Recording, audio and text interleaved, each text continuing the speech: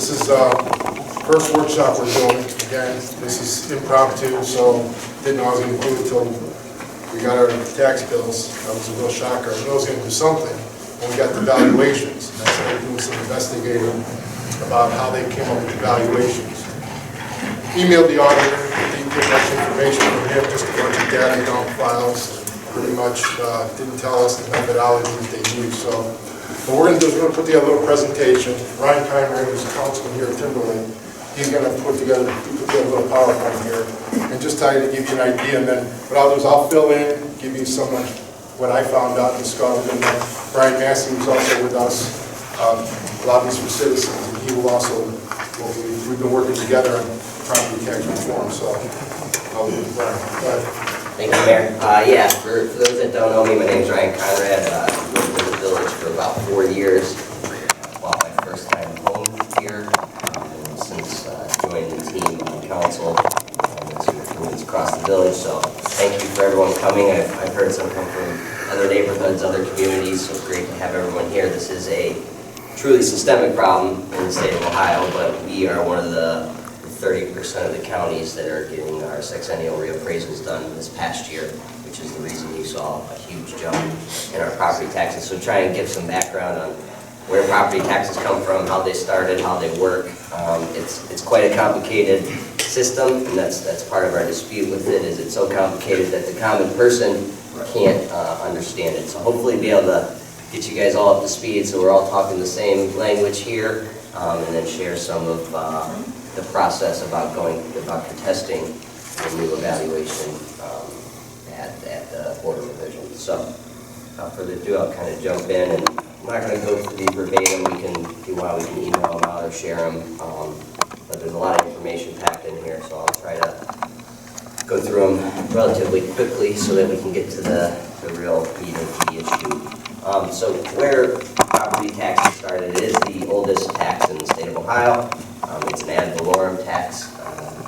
Like many of you, my Latin's not very good, but that's just another trick that our lawmakers use, is put things in Latin, so you have to go Google them to understand them. But what that means is it's a tax imposed on an item based on its assessed value. So we all just got our houses reassessed and reappraised, and that is the base for our taxes, our property taxes.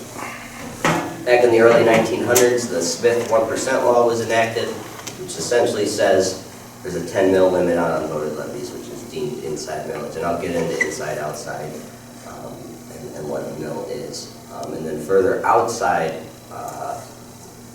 millage levies can be up to 15%. So those are your, your school board levies. Yep. But by one warning, so I'm going to have to use the microphone if I'm not loud enough. And I said, I don't want to hear myself talk. So I'll speak up a little bit. So that's your school board levies, that's your, your parks, and your other levies, emergency levies for your communities that you live in, whether it's a fire or police levy. So those were capped at 15%, or 15 mils, which is 1.5%. And then in 1925, the General Assembly enacted what we're all going through right now, which is called the 6-year appraisal cycle, or the sexennial reappraisal. So every 6 years, they do a market value assessment, deem a new value for your house as a new tax base. Then in the midst of the Great Depression, they were wise enough to realize that people were struggling, not too dissimilar to the struggles that we're all feeling today, and they reduced that aggregate tax limit on non-voted levies from 15 to 10 mils. So now you have 10 of inside unvoted levies, max of each levy can only be 10 mils outside voted levies. And then in 1976, they wanted to help us even more. I think interest rates were high at that time, the economy was struggling a bit. So they called for what's called House Bill 920. You'll hear that floating around a lot today. And what that did is it set an effective tax rate. So you're not taxed on 100% of your value. There's like a 35% credit, if you will, off that value. This was intended to limit the increase on certain voted levies when values on the real property increase. But in the true workings of it, and what happened in 1977 when the Senate Bill 221 was enacted and established what's known as the 20 mil floor for school districts.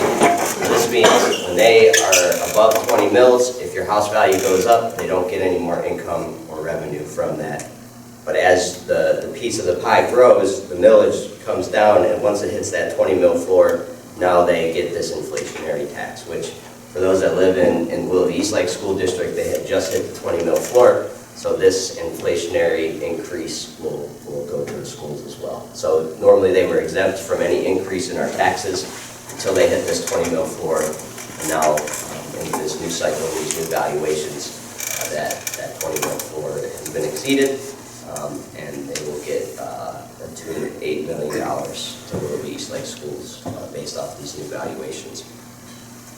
There's other things that happen in between, but I tried to keep it brief. But there's the homestead exemption if anyone's over the age of 65 that you can get a tax credit for. There's the owner occupancy credit. So if you live in your house and you're not using it for business, you can get like a 2.5% credit.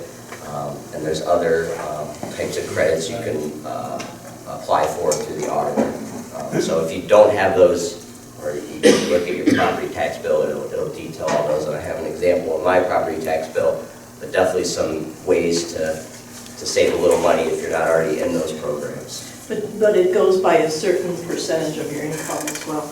Okay, so there's income requirements as well? Yep, Yes. yeah, you're limited at 39,000 a year for income. I mean, not Social Security income, Actual income. but actual, employment. Okay. Yeah. I always take the method of ask for everything and see what they give you, so it doesn't hurt to phone up the auditor and ask them, what can I apply for? Because as we know, every little bit helps these days. So what is a mill rate? Again, this is derived from the Latin word millesium, and it means 1,000. So essentially, 10 mils equals 1% is the conversion rate. And I won't get into the details of this slide, but just want to inform everyone, when you hear a mill, that's 1,000th of a percent, so 10 mils is 1%. Okay, so how do you find your real estate tax information? Thankfully, our auditor does do a good job of sharing information about our taxes and being able to find that information on your property and how it's, or what its value is, not necessarily how it was valued, but what it is, whether you have the credits, what type of rating your land has, what type of rating your structure has, your dwelling has, and it's quite easy to search on the auditor's site. So I provided a link here, and I can walk through that if anyone wants to see how to go about finding that. And I'll probably do that here towards the end, just to give an example and a flavor for what type of information is on that site. But you can pretty much find out everything about your house if you go to the auditor site, which is nice. Okay, so where do our property taxes go? This is an example of my exact property tax bill from this year. They just came out. They don't mail them out to everyone, I don't believe. You have to ask for it to get mailed to you. Especially if you have a mortgage, right, and you're paying it through escrow, you won't get a property tax bill mailed to you because they found that people will pay it and then they're double paying it and you have to refund money. So if you own your home outright, you may get a property tax bill in the mail, but you can find it on the site, and certainly you can request it from the treasurer, Michael Zern's office. But if you see the breakdown here, it's quite astonishing that the school district is 63% of our property tax in the Willoughby East Lake School District. If you live in East Lake, it might vary a little bit, but ballpark about 60% of property taxes go to funding our school district, which is a worthy cause, but it's a big burden on the taxpayers, especially when your property tax increases and they get that increase. When it was flat, we all kind of just lived with it and knew it was there. But this is the breakdown, and then most municipalities get about 15%. Here in Timberlake, we take in 16.6%. The county gets about 10%, and the rest of the funding is for Lakeland Community College, like Metro Parks or libraries, all those outside levies that were voted on by the county to fund those sources.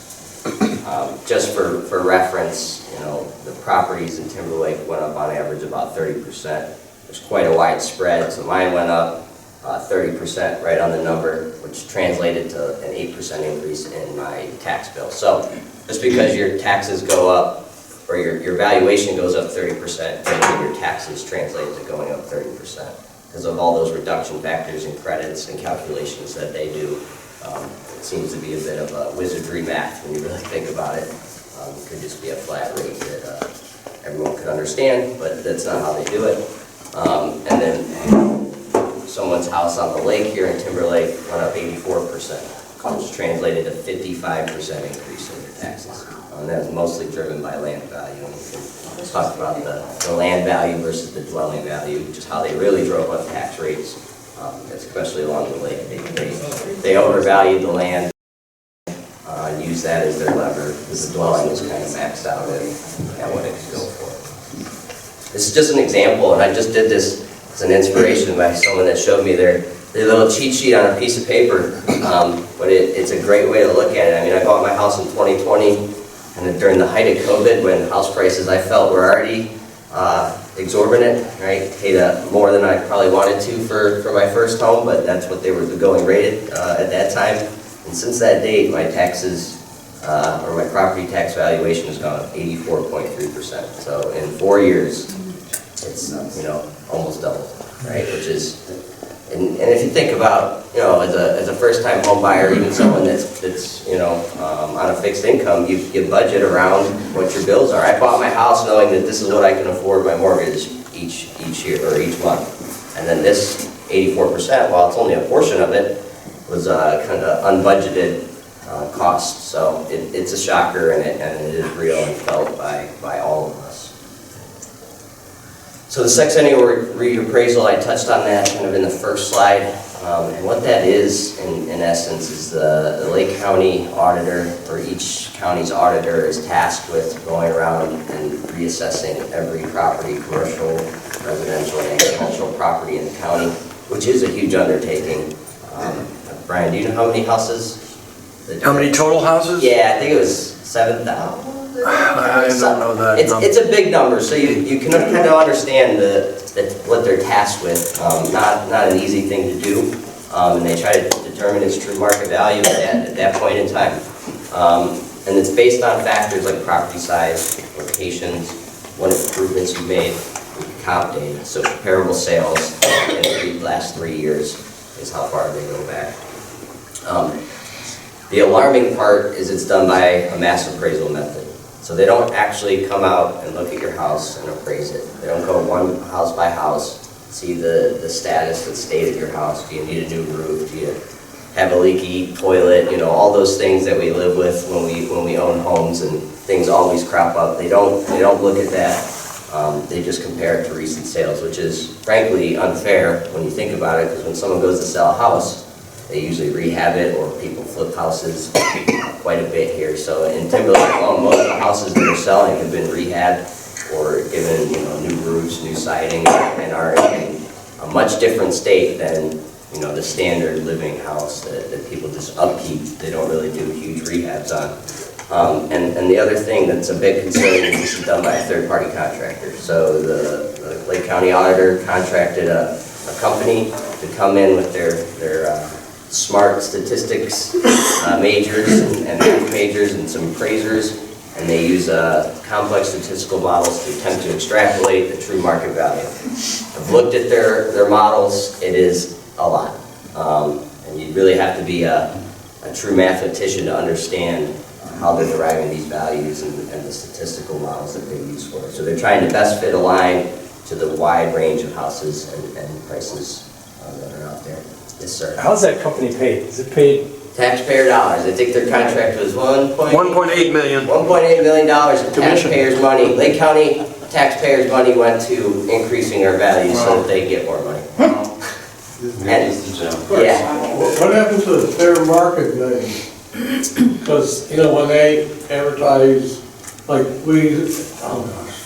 last year, we received a mailing, and they, it was like they asked a whole bunch of, a boatload of questions, the status of your house, and they said they're trying to get the fair market value. Right. The fair. Yeah. And of course, when you mention fair, you can get you can ask a dozen people and get totally different answers on what's a fair value. And what, at the root of it, what is your house worth? What someone's Yeah, willing to I pay know. for it, right? In a Like- handshake deal, like an arm length handshake deal, that's what your house is worth. And they're trying to extrapolate that from recent sales in that neighborhood, so comparable Like the sales. heck house next door to me, they bought the house like 12 years ago for 65 grand. They sold it for 155 grand. Right, And even then, they had, people, investors, offering like 125 just to rent out the house. right. And, and then here it is, I can't comprehend anything over 90 or 100 grand, for my house. Yeah, and when you really break it down, we are in quite a unique housing market as a whole, right? You just got out of COVID, interest rates are high, so people aren't selling their house, so those investors need property so they can rent them out and keep their business going, right? Yeah. So they're gonna overpay for it because they know they're gonna recoup the money from it. So it's been kind of this compounding larger economic issues and housing market issues that have caused and drove the prices up because there is no supply. There's some demand, but it's a soft market today. Had they done it later in this year, I bet you our values would come down again. But it just happened to hit us kind of right at the peak where people needed houses, so they were overpaying for it. Through COVID and all the way through till now, people are still, in my opinion, I mean, realtors would probably argue against me. No, it's the fair market value, but they're overpaying because there is no houses out there. That was a fair market value, Right, and they attempt to take sales for the last 3 years, put them in this model, put a best fit line on it, and that's what that neighborhood should go up. So say it's 30%, everyone should go up 30%, and then they play with the numbers even more behind it to, some go up 80, some go up 10, and try and, it's really the rule of thirds is what I call it. They increase a third of the houses, keep a third the same, and then, pardon my language, but screw the other third. So really, you only have a third of the people ticked off at you at one time. So you're not getting, pitchforks coming at you at the auditor's office. I'm sorry, Mr. So how do they determine fair market value? What's the criteria? Property size, dwelling size, so your square footage is a part of the calculation. Any improvements you've done, so they did send out that questionnaire, and if you were like me and said, yeah, I improved this, this, and this, I should have said, no, it's in horrible condition, because I didn't realize what I was doing, because I was uneducated at that point, right? I didn't know what property taxes, what went into the calculation, and then it's comparable sales. So they take similar properties and size properties and houses, 3 bedrooms, 2 bath, and use those as a comparable sale. We know some friends that sold their house during that time period, the last 2 or 3 years. They would say like 200,000. People were offering them 40 and 50,000 more dollars just to beat the person, so they could get the house. Right. So then they raised that price of that house that much, even though the house, if they went to resell it, then they wouldn't get that for it. Yeah. So it doesn't compute, it doesn't make sense. Yeah, and they're using those inflated values to do this reappraisal because that's the data that's out Then there. the question is, in 6 years, if the inflation comes down, values drop, will they devaluate our houses and therefore adjust our taxes down? That's what they're supposed to do, but if you go back and I could look, when the market crashed in 2008, it never came all the way back down to where it was, right? They're keeping some of it, so it'll come down, and it does come down sometimes. In '21, mine went down 8.7%. Okay. That was about the time mine went down. Yeah, it all went down. Ours never went down. 22, it went up 29%, and 4% in '24, and this year is only 7%. Right, because they've already got you where they want you, your value where they want it now, right? So some people have to make up for that, they can give other people some back, or not as much of an increase this time. So it's all a balance of keeping everyone in a bucket, right? 30, 30, 30, or 33, 33, 33, and then you can't have a whole group of people coming and contesting their property tax value. Because funny part is too, when you go to the Board of Revisions, and I'll get into what that process looks like, that Vision Government Solutions, the third-party appraiser company, gets paid per contestation. So it's like $100 or something. So every time someone asks the auditor a question about it, and they have to use that service, they're getting kind of a per contestation. Well, it's payment. perfect business plan.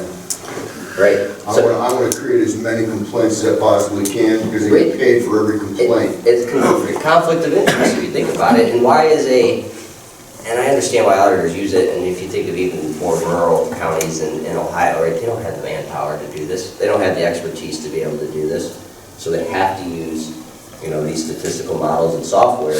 Now, they could make in-house software, but I don't think Lake County is capable of that, and they just find it easier to spend the 1.8 plus whatever the additional fees are and use that software that's already out there. Okay. And I guess I just want to touch on, since we are in Timberlake here, the hard thing about valuing a neighborhood like this or a community like this is every house is a little different, right? It's not a cookie cutter neighborhood.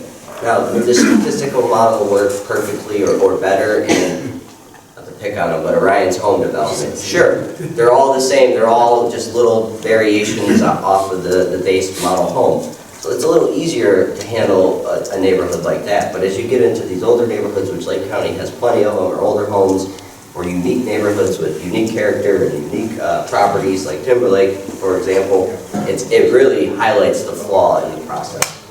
There is no way they can value every house individually. They don't come look at them. They might fly over with a drone and make sure their measurements are right. But other than that, they're just going based off of the comparable sales that they can find.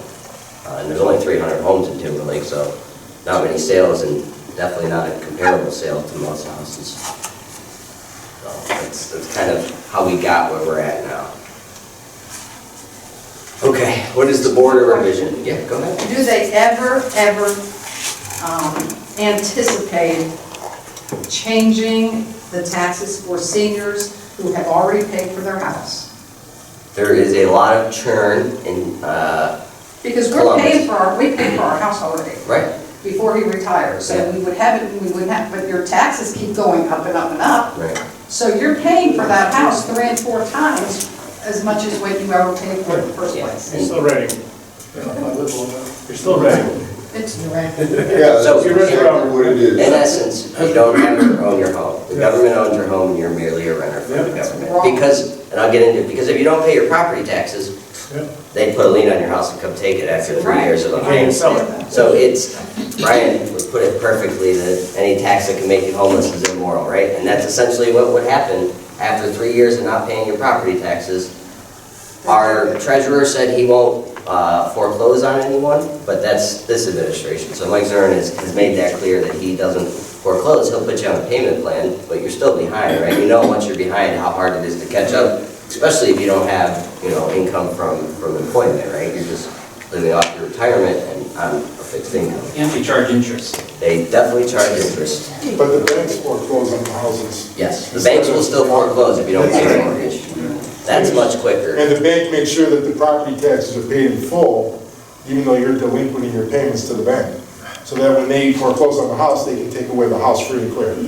Yeah. But go ahead, finish. And you made a great point. And we'll get to this towards the end of what's going on, but there's been a lot of work. I mean, I'm standing on the shoulders of giants, and Brian and the mayor and Leonard Gilbert and lobbyists for citizens, and there's Save Our Seniors. There's a lot of groups, grassroots efforts to try and make a change here, and it's looking like the most effective way to do it would be a citizen-led constitutional amendment. So if you get enough signatures, you get a ballot initiative on the ballot to change the Constitution and eliminate property taxes altogether.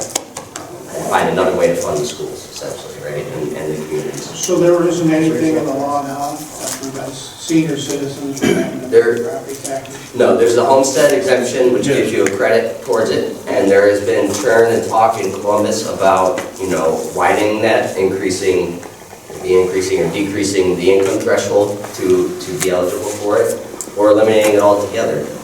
But the problem is you have a lot of chatter, in Columbus and nothing's getting done, right? Yeah. It's slow and it's not really an effective way to do it because they're all gonna battle each other. The only state in the union that has that, where senior citizens on a fixed income, Social Security, do not have to pay property tax. That's only in Alabama. Alabama. So why can't Ohio do the same thing? Well, they could. And then it's been proposed, there's been many, go ahead, Brian. Yeah, I just let everybody know, we have talked to state representatives. They are adverse to what they call carve-outs. Any special for seniors, for example, trying to eliminate the property taxes for seniors, we've had them told us directly, no, we're not interested in carve-outs. So I've got other things to tell you, about that. But if you're thinking that Columbus is going to be the saviors for us, it's not going to happen. Yeah. Not gonna happen. There's three cultural They want the money. issues right now. And Brian's been down to Columbus a dozen times, 4 times in front of the board that Dan Troy was on and Remmer. Yeah, it was the committee to review and reform property taxes. I got a story behind that too. I'll leave that for you in their 400-page document that came out of it. And That was 800 pages. 800-page document, that's what that yielded. Yeah. How much does that cost us? Right. You ain't kidding. All right, so what is the Board of Revision? So we've already gone through one cycle that you could contest your new property value. That one has passed, but that was really just about if they had any egregious errors in their data, right? They had your lot size wrong, you had unbuildable land, you had rough condition that they didn't realize. We just had a tornado. If you were affected by the tornado, there's a way to get relief on your property taxes due to damage for that. It was called an informal review. I tried it, I wasn't very successful. Others were successful, so there was, it felt like the 33% rule was in effect again, where they gave some to a little and none to some, and some even got increased when they went through that informal review because they shared information that they weren't aware of, and that changed the calculations. And the same thing can happen here if you go test your property taxes. They can take all the data you give them, say you go get an appraisal, and they could use that and say, nope, we're going to raise it anyway. So it's not a guarantee that they're just going to say no. They could actually use your argument against you. But it's a 3-member body. It consists of the Lake County Treasurer, Lake County Auditor, and one of the Lake County Commissioners. It happens to be Morris Beveridge, Chris Galloway, and Michael Zern. And they are the people in charge of hearing these complaints, if you will. The primary role is to hear the complaints and make adjustments if necessary, up, down, or none. And is there an allotment of time that you're given to make this presentation, or I think they're scheduled for 10, 15 minutes apiece. 15 minutes? That's my understanding. I'm not sure. I haven't gone through it yet. Do you know? I think it could be half an hour. Up to a half an hour. Yeah. So I guess it depends on how long your case goes, but I'm sure they're scheduling them 20 to 30 minutes apart. Well, there's a form you filled out, but you also have to go before the board itself? There isn't an online form, but if you don't have the submission of, whether it's comparable sales, photos, or, maintenance upgrades that you need, or a new appraisal that's at your cost, then they're just going to look at it and probably say no, because there's nothing for them to change their mind on. So you have to supply it. And they really hear about property values, not taxes. So they're not interested in hearing about our grievances about the tax system itself. We'll probably still go up there and say it because we have 30 minutes with them. We'll use the platform, but it's really just to understand your property value and if there's any issues with it. As I go through it, it might make a little more sense. So the process for a complaint is you file a complaint, you get a review and a hearing, the Board of Revision makes a decision, and then you can appeal if necessary. The appeal process is very unlikely to succeed because the court's going to uphold the law as it's written, right? They're following the law as it's written, as long as it may be. So they very, very, very rarely get overturned. They are the kind of end-all, be-all as it comes to. Well, let me ask you another question. What would you say the ratio is for the number of complaints filed and the ones that are successful? Are successful. We'd have to ask that. We could probably put a public records request in and try and get that data. I don't know that number. Yes, sir. I have a question. Why is, excuse me, Mike Zurin, the treasurer, part of the review when he absolutely has no control over increasing or decreasing the value? That's codified in the ordinance, right? That's the course. three So even people that though he are has set in. no say, he still is part of the board? Yep. It's revised code that's the three. I mean, I can see the auditor, I can see commissioners, but the treasurer, supposedly, that's not his job. Well, he sends the tax bill, so he takes the I know, info from the him, auditor, calculates it, and then sends it. Yeah, yeah, So he get hasn't to collect the handed- money. Yeah, but he But doesn't have. still, to determine, you know, the value or, you know, the complaint, deal with the complaint. What I've read, he has absolutely no power. Zippo. Nada. He's tasked with enforcement. And Assists, collecting and enforcing, right? Because he could put a lien on your house if you don't have it. That would be from the treasurer's office. I just, the silly thing just doesn't make sense. Yeah. Hey, John, I'm gonna skip these and show the form real quick. Put them in the wrong spot here, and then we'll come back to them. All right, what does filing a complaint look like and what kind of information have asked in here? But I'll go through it in a little more detail. You can find the packet online. Again, I'll show you that our Timberlake website, our mayor was gracious enough to put it right on the front page, so I'll share that link, show you how to find it there, quick link so you can go right to it. But there's a form you fill out. This is just a sample form, and I'm sure it's quite small. But the type of information your own, you know, what's your parcel number, what's the valuation, what's your contested value, and what type of data you can give us to prove that. It must be filed between now and March 31st this year. It must be signed and dated before a notary public. So you have to do it in front of a notary, which is also another cost in this whole event, unless you have a family friend that's a notary or so, we're going to do it for free. How does this work if your taxes are due like February 17th? Yeah, you have to pay your taxes because they're due, and then you could contest it in, and they might give it back. It's a big might. I was gonna say, that's a big help. Yeah, they should, but if your value is found to be flawed, then there should be a credit on there for the overpayment, if you will. And then kind of what I call salient information. The unfortunate part is the burden of proof is on us, right? It's like you're guilty until proven innocent in this case. So as the complainant, as the homeowner contesting your value, you have to provide the information and the evidence. You will have to submit that 5 calendar days before your scheduled hearing. So you file the form online, which you can do, or you can take it to the auditor's office and turn it in person. Within 5 days of the date they give you for your hearing, you need to submit all your evidence to them for review. And what that evidence could be is a recent appraisal conducted for the purpose of your hearing, so you fork over $500 or more to an appraiser to see if their value is true market value in the eyes of that appraiser. And that's probably not advised, to be honest, because you're spending money to potentially not get any money back, so it might be a waste. And then furthermore, you're giving them data that they can use against you, like I said. So say that appraiser comes in, they value your house at $175, the appraiser said it's worth $200,000. Well, probably don't want to share that with them because then they'll say, oh, we missed it, we didn't charge you enough.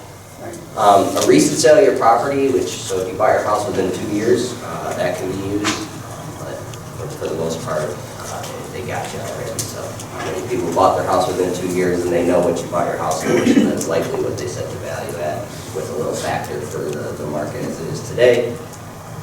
Recent sales within 12 months as comparable sales, so those are your comps. They should be the same architectural style, the same school district, the same neighborhood, the same characteristics, the same square footage, same finished basement, deck, number of bathrooms and garages, and you can imagine how hard that is to find in Lake County, a house that's...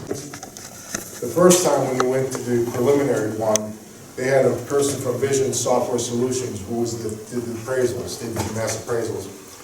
For the informal review, they were given $250 to $425 for each review. So we have to do a public record request, we have to find out how many of those reviews they did. And then when it comes down to the Board of Revisions, this is what we're gonna be doing now until March 31st. They're gonna be getting $250 to $695 per review. So pretty much, and then if it goes to court, their court expense will be $250 to $695. So yeah, it's a money grab, they have a $1.8 million contract. If they value everybody real high, like they did, and they have a lot of people contesting it, they're gonna make a windfall. So again, it's a money grab, as we can see here. And what we're finding out is that, you know, a lot of these valuations, what they're doing is they're reverse engineering it, okay? Because again, what happens is, back in May, Willoughby's Lake School, they had to put together their budget, their 5-year forecast. Oh, there you go. And in their 5-year forecast, what they did was, they had to come out with how many days cash they'll have after 5 days in reserve, so that if their money stopped coming in, they can keep the lights on and keep the payroll going. Well, just so happened they ran some valuations when they were running their budget numbers, and with a 17.5% valuation increase in our area, Willoughby's Lake School District area, it would bring them about $4.6 million, which would only give them 30 days cash, which wouldn't be enough cushion. So then they ran another valuation, 28.5%, and that came out to 52 days cash. So it was a little bit short of 2 months, but either way, that's what they needed it to be. So they submit this to the auditor, and in the meantime, in September, they put together a resolution. They had a cash policy where they said that the minimum cash reserve that they can have is 60 days cash after 5 years. Okay, the first 2 years it was 90 days cash, the next 2 years it was 75, and then the final year, the 5th year, 60 days, which was 8 days shy of the 52 that they had on their budget at the 28.5% valuation. Well, when they submit it to the auditor, by law, the auditor has to make sure that all the entities get funded. The schools, the villages, the townships, and the municipalities. For example, we had to submit our budget also in September. For our budget, we put in appropriations, and we submitted that to the auditor. He gets that, he takes all these. Now, everything goes in a budget commission. And when Brian Massey's recorded them, you go there, they last maybe 12, 13 minutes, they rubber stamp them, and they move on. So they don't even look at them, review them, or critique them at all. When they get those budgets now, the auditor has to make sure that the funds are there now for them to meet their projection budgets. So what he does is they tell basically their software company, Vision Solutions, they'll tell their third-party appraisal, this is what we need to get out of this area. So it just so happened that Willoughby's Lake School District went up about 30% on average, which is about where they need to be to get their 60 days cash reserve so that they can meet that resolution. And again, this is all they say, the law tells me to do it. But if you look at their budget for the 5-year forecast, there's nowhere in their budget where they'll cut the funds. Their budget went from 115 million, which is currently, it goes up to 130 million in 5 years from now. And their payroll, the problem is that 70 or 80% of their budget, of their pay, of the budget goes to payroll. It goes to personnel, wages, and benefits. So we're paying salaries, and most of them you would think is the teachers, but it's not. The teacher's only a small part of it. It's mostly the administrators, assistant administrators, and all support staff. And there's just hundreds. Willoughby's Lake School District has over 1,000 people working for it. Now again, these are people now, they're in a union, they get union benefits, they get hospitalization, they get dental, they get pensions, they get all these benefits. And then we have administrators that are getting paid more than the teachers. In the meantime, what are they doing? They have assistant administrators helping them out.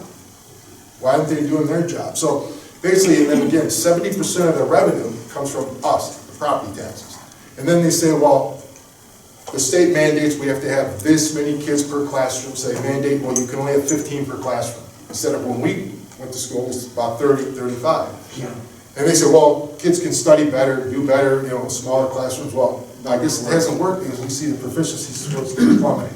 Right. So that hasn't worked. In the meantime, they have all these extra personnel they have to put on by state mandate. And then the school districts, then they'll say, well, we have to do what the state wants or we'll lose the state funding. Well, that's only 20%, less than 20%. We'll be saying the school district is only 17%. Well, that 17%, where does that come from?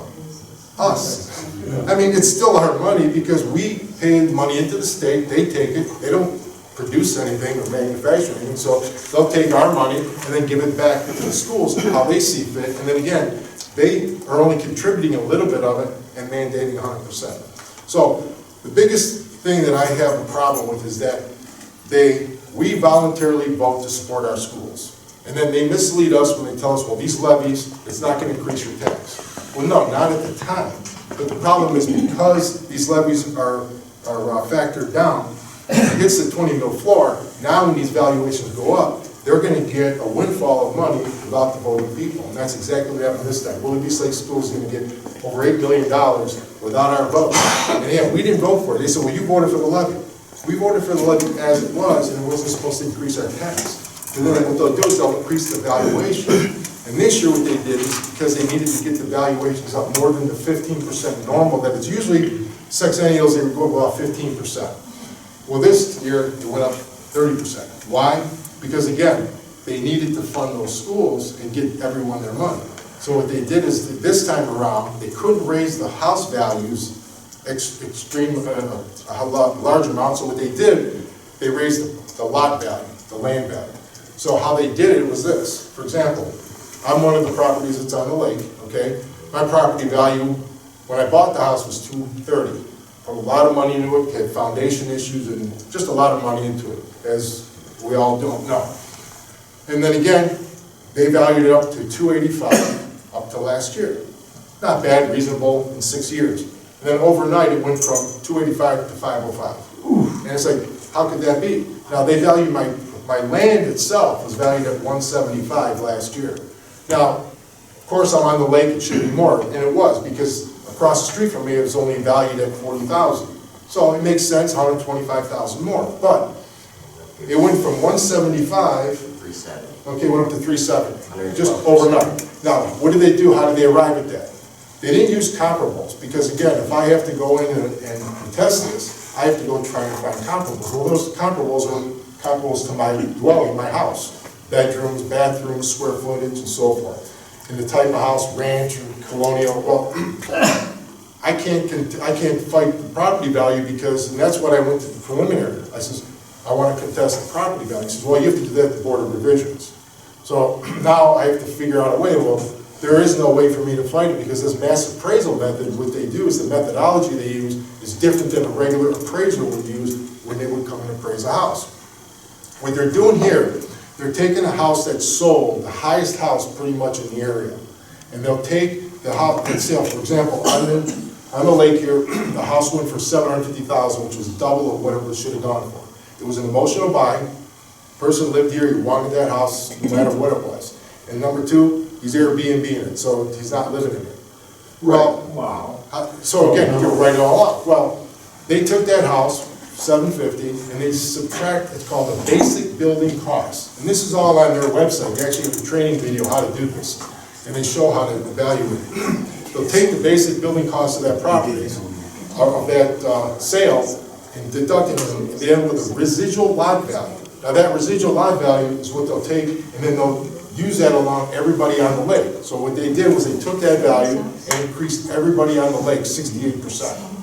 And, or I mean, it was an average 68, but next door to me, his property went up to 12%, okay? And again, just because they take that residual and use that. Now, what they're doing is they're taking basic building costs out, but they're not taking the improvement of the lot out either.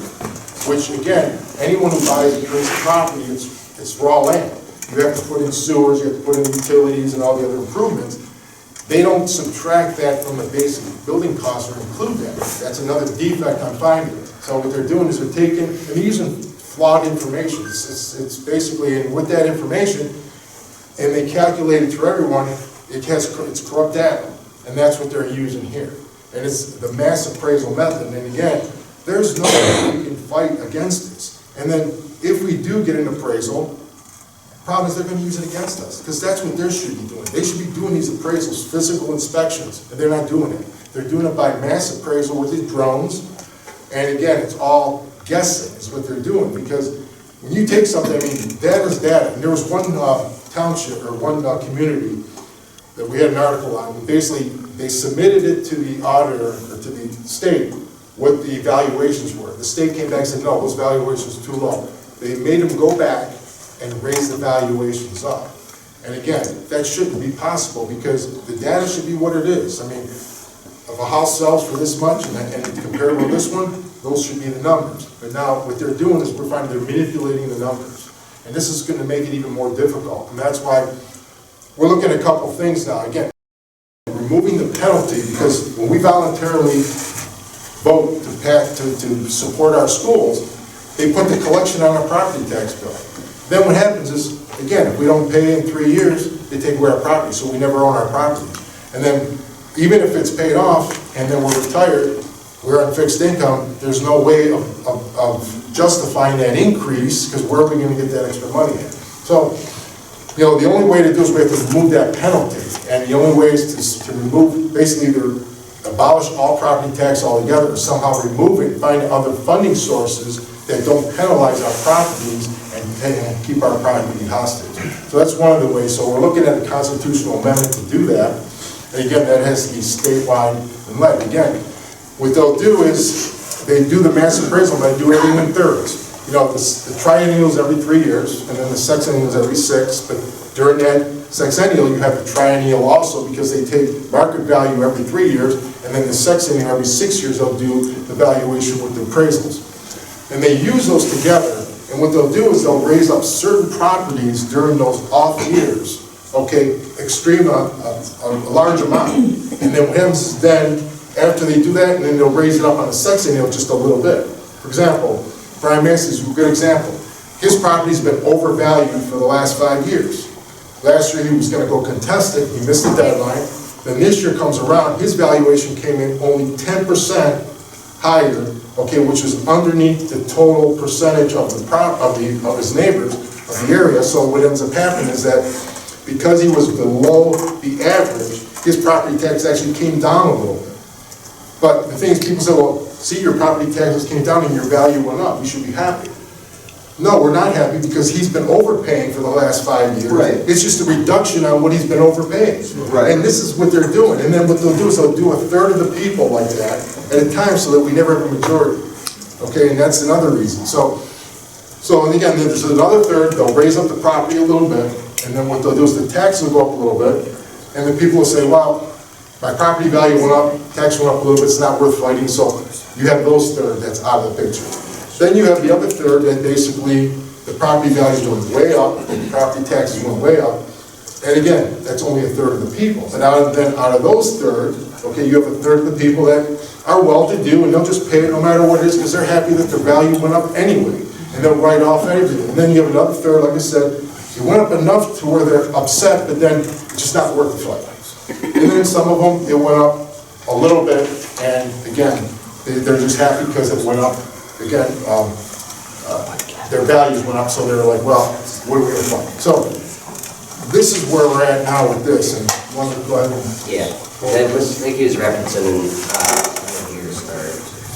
So on our website, it's villageoftimberlake.com, lots of useful stuff at Timberlake Times.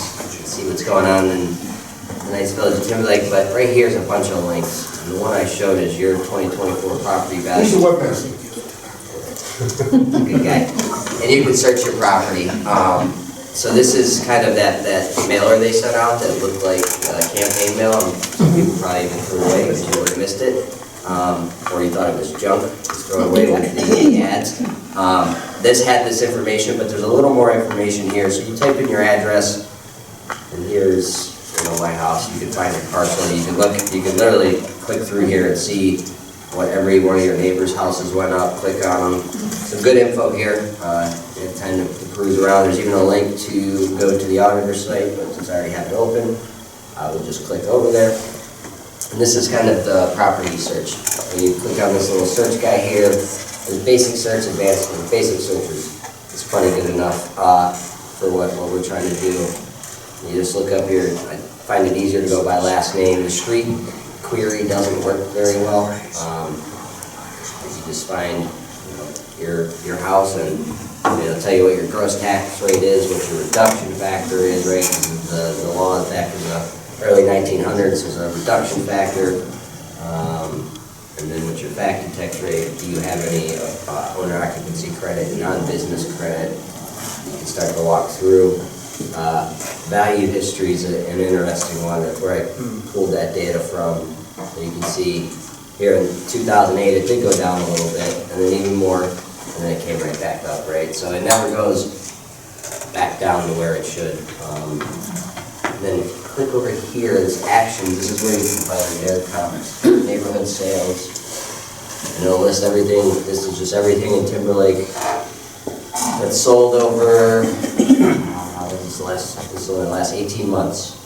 So you're only allowed to use the last 12 months? Last 12 months for the comp, last 24 months if you recently bought the house. If you recently bought Yeah, so yeah, within 2 years if you purchased and you can use that. But as you can see, none of these houses are the same. Maybe some of these ranches are approaching similarity, but there is quite a bit of uniqueness, square footage, and then, this is just square footage and style. This doesn't even get into, how many bedrooms, how many bathrooms there are. You can click through it and start to find it. But if I tried to find a house comparable to mine that's sold here, there isn't one. And you can see even some of these are businesses, Capstone Properties, Forever Home, JRS Homes. So they're starting to buy it up to build or remodel it. It's kind of the down and dirty of the auditor site. And there's other stuff here that you can click around in. What other links do you have here? Oh, the border revision packet, so I outlined that. The fight against value form, so all those links can easily be found here, or easily, pretty straightforward to find on the auditor's site as well. That's actually right at the top. Border revisions, all that. I don't know if they're related, but homeowners insurance has also skyrocketed. That's all happening all at the same time. Yep. Are they somehow in cahoots?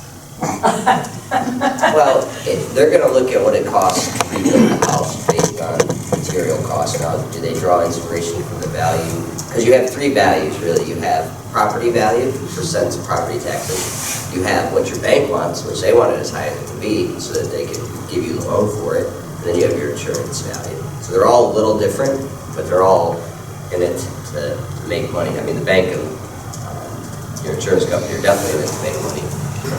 We could argue that the property values on taxes is in it to make more money or drive more revenue too. So they all play with the numbers in a way to be favorable for them.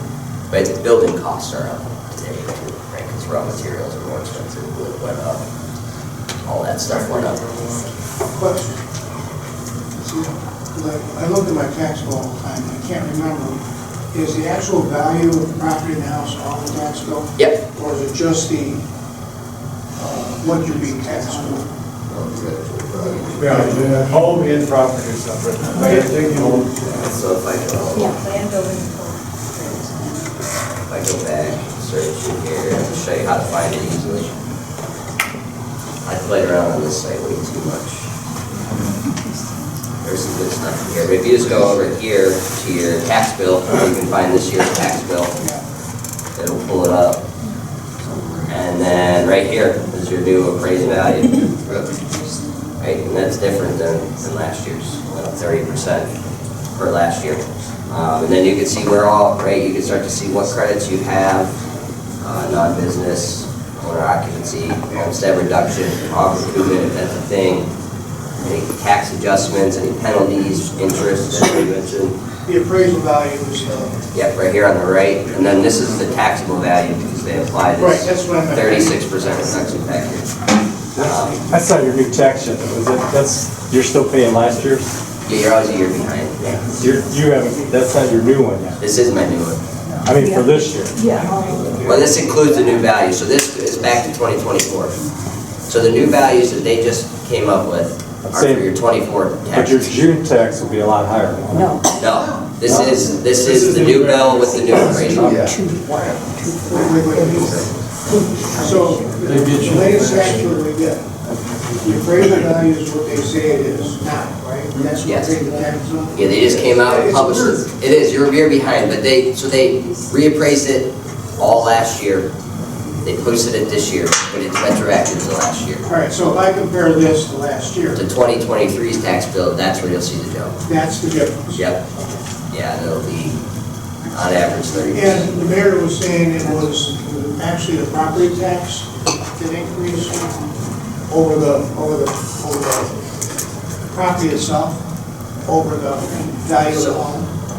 Well, both, because they're tied together. They separate them so that they have more flexibility in how they arrive at these values. So what good is your property without the house on it, right? It's worth 20, 40,000, depending on where it's at, right? It's a vacant lot. If your dwelling's not on it, the land's not useless, but it's much less. So I think my little piece of land on Lakeshore Boulevard, a quarter acre is worth $50,000. I wouldn't pay that to build a house on it, but someone might, I guess. But they split out the building value. So my building value went up 34%, and every lot in Timberlake, with the exception of the lakefront property, went up 20%. So they just blanket, every land is going up 20%. And that's how they drove this increase, is through land change, when they needed to win more. So that's kind of where the information is. And really, it's discriminatory that they can adjust a third at a higher rate to something that is compatible lower. It's discriminatory. Yeah, it's not funding their diversity, equity, and inclusion, that's for sure. I just wonder if anybody's ever approached it. Well, we've looked at it, and I've run the data on just like Lakeshore residences, right? Because it's unique, right? Timberlake has, internal in the village is much different than Lakeshore, much different than Lake. So there's kind of three types of areas or neighborhoods, within our community. If I look just across the street, I know there's apartments here, but even in Willowick or down the street towards City Hall and another house on Lakeshore, their property taxes didn't go up this much, their revaluations didn't go up this much. It's like, well, it's the same type of land. Just because I live in Timberlake, I don't get a penalty for it, which it is nice to live in Timberlake, but I don't understand why the land value, especially along Lakeshore, which is busy road, is that different inside the village. Here's a statement, and I don't expect anybody to know the answer to this right off the bat. Here, she gets a discount on the homestead, and her homestead credit actually, her taxes went up and her homestead credit went down. It didn't, that doesn't make any sense. So I said, call the auditor. Yeah. Well, I was just looking at, I don't know if you have an answer to this, but the reduction factor changed from last year to this year. Last year it was only 28%. This year it's now 36% on our tax bills. Isn't that set at 35%? Yeah, I thought so, yeah. It should be from the appraised to the assessed value. Yeah, I'll have to show you, yeah. The reduction factor changed, like from 28 to 36 on our property tax bills. Is that what is reduction factor? It's a percentage that they go from the assessed value to the taxable value. So if you look at your tax. From the appraised to the assessed, I think they call it. They call it assessed. Yeah, appraised to, what says here, taxable. I don't know if that's. Is it different for every single home? It's supposed to, I was under the impression that it was 35%, but when I looked at it, it wasn't. Now it's more than 35%, so. Another question to ask. The more you look at it, the more you find of like, what's this, what's this, what's this? And it's so complex, and that's our argument. It's like, we're okay with paying taxes, we want good schools, we want to fund our communities. It's just not viable on property taxes anymore when you could lose your home. And that's the American thing, right? I bought a house because I want to start a family and have a house. It ain't so pretty like you thought when you were growing up. And Well, it's a disincentive to improve your property. I bought an unlivable crack house. I spent the last 6 years of sweat equity improving the property, adding 800 square feet, and now I'm getting taxed out of the home. and they penalize you for it. Think how much you're making selling it. Yeah. Right. Okay, so. Probably won't get shit, because the tax is so high. No one wanna buy it. They're looking for different things, like when you, sale, on the same type of your house, same type of house that you have over the past 12 months. Yeah. How about the fact that HUD, the last 6 years, HUD says prices increased 8% a year over the past 6 years. Okay. Why can't that be used? Right, or cap it at like 3%. I think we all realize our home values are going up. Yeah. But just a 30% increase year to year it's just unsustainable. Well, how do I plan for the future if I'm at the mercy of government-induced inflation? I can't plan the next 10 years of my life. Because I don't know what the government's gonna do. Are they gonna print another $400 trillion so that my dollar bill's worth, 10 cents versus, $1? I have no control over that. Yeah, 100% right. That's what California does with Prop 13. I don't have a lot of pleasant things to say about California, but That is the cap. they got a state constitutional vote, I don't know if it's constitutional, probably was voted on by the Republic, and they cap it at 2% per year. Yeah. That's California, so 2% here would be a lot, but 2% there is not so much compared to the values going up, so. It's because it just fluctuates so much. Yeah. It never goes down as much as it goes Right. up, right?